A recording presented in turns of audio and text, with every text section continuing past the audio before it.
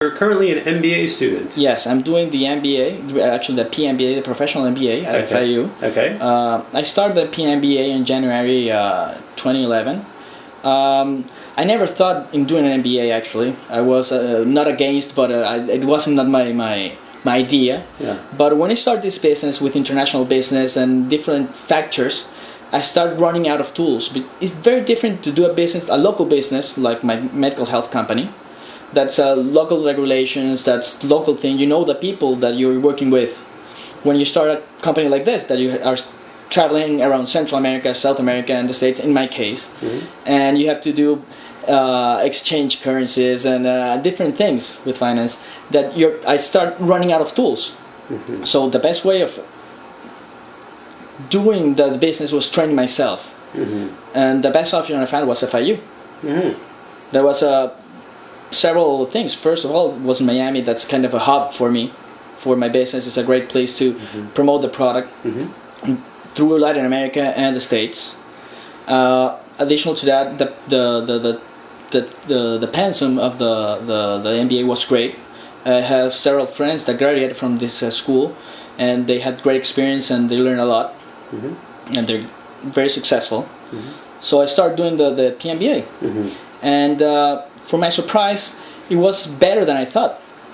I not only start working with learning more and being trained by FIU and applying all my knowledge to the business, but also I have a lot of advisors and people that's willing to help us to develop the company.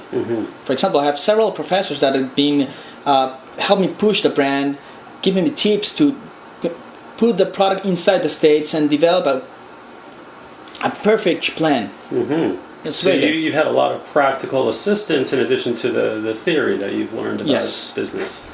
It's like working with a lot of advisors at the same time.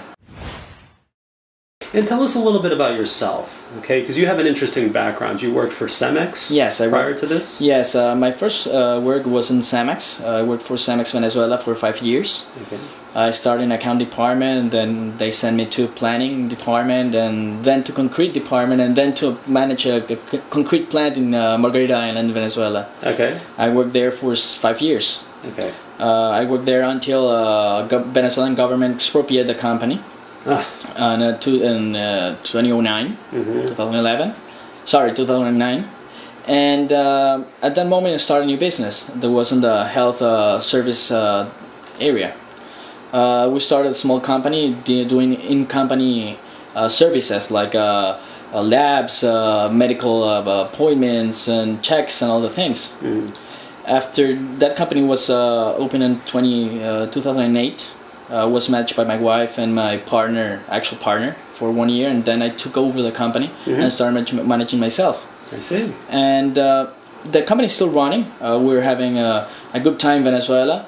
You know, the economy in Venezuela is not that great right now, but we're still fighting. We'll hope we will survive to all the economic situation that's passing through the country right now. So this is really your second business then? Yes, this is my second company. Concrete medical health services. This is something completely different. It's completely different. I have been a lucky guy in my life. I started in the medical field because my wife was a medical doctor, and all our friends were doctors. So it was easy for me to start there. I was in charge of administration and sales. So the medical doctors were in charge of doing their evaluations, the medical stuff. So it was not my business really, but I learned a lot in the process. How to manage the medical doctors, how to promote the company. It was great. Then I wasn't in the concrete. It was my first job. I was jumping from area to area. Then food industry.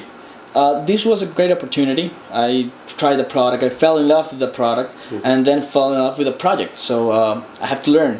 I think that doing business as an entrepreneur, where you have to be able to learn and enthusiastic with the new ideas that you can develop, is to be curious and to be pushing hard to life to just get through it. So you found that some of the skills that you used in these other jobs have been transferable to what you're doing now. Basically, everything in my companies is business. That's other companies. The thing is that it doesn't matter if you do shoes or at least for it's my opinion. It doesn't matter if you do shoes or fruit chips or a medical service. You have a process that you have to comply, and the magic is in the process. Yeah. So if you're organized and you're well focused on your project, you will get it on. When we started in Amazon, you put the word khaki, and we were in the last page of dried fruit. Okay. The last one. It was incredible. Yeah. It was really frustrating. But then after a little bit of work with the people, our friends and people that has buy the product and put comments on the product, you put the word khaki, and we are now in the first page and the fourth or fifth place. Okay, so moving up. We're growing, yeah. So you see Amazon as being a potentially lucrative outlet. Yeah, I think the web right now, I think it's going on. It's pushing hard. Mm-hmm. Yeah, for example, I can talk to you about Café Brit. Café Brit is a local company in Costa Rica. Mm-hmm. They have grown. Coffee company. Yeah, it's they're huge. Mm-hmm. They've been in the market at I don't know how much, but at least 10 or 20 years. Mm-hmm. And one of the large part of their revenues right now are coming from the web, selling through internet. Okay. So it's some kind of a business model we're trying to take from them of their experience to implement to our company. Mm-hmm. It's a slow process because we're learning. We are not the high-tech guys. Mm-hmm. So we're learning how to do the promotion through Amazon, through Google Ads, through Facebook, or through other several tools. I don't know yet, but we're working on it. When we receive the fruit in the plant, we clean it, we wash it, we put it in a cold room to maintain the fruit. Then we start the process of slicing the fruit and preparing it to bake, to the baking process. Before the baking process was several steps that we have to comply to gain the texture, the crispiness of the product mainly. Okay, so once we do all the process, we go to baking, and the baking process will last around 2 hours and at high temperatures to get the crispiness. Sugar, fruit, the only ingredients on the package, but we have a process that we have to comply to get the result. Okay. That's previous to baking and after the slicing. Our main competitors are the other dried fruits. The dried fruits are divided in 4 types mainly: freeze-dried, baked-dried, sun-dried, and fried. Okay. Okay. They have different varieties of dried fruit.